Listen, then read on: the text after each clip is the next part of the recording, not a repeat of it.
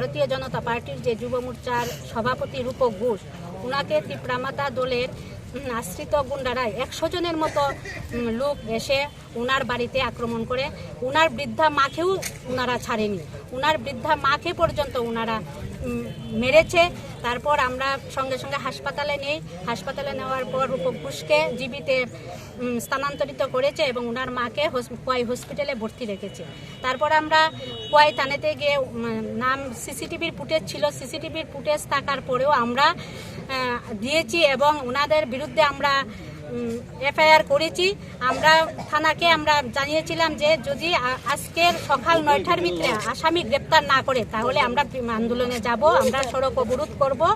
কিন্তু আমরা দেখলাম যে আজকে 9টা পেরিয়েছে, ওনারা কোনো আসামি গ্রেপ্তার করেনি।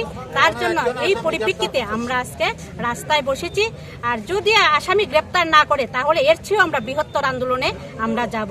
আমরা তিপ্রামাতার আসামিদেরকে গ্রেপ্তার করতেই হবে এবং রূপক ঘোষকে কেন মেরেছে এটার আমরা জবাব চাই। তিপ্রামাতার বিধায়ক রঞ্জিত দেববর্মা মহোদয়ের কাছে আমরা এটার জবাব চাই, কেন রূপক ঘোষকে এইভাবে আক্রমণ করা হয়েছে। এটার জন্য আমরা আজকে পথ অবরোধে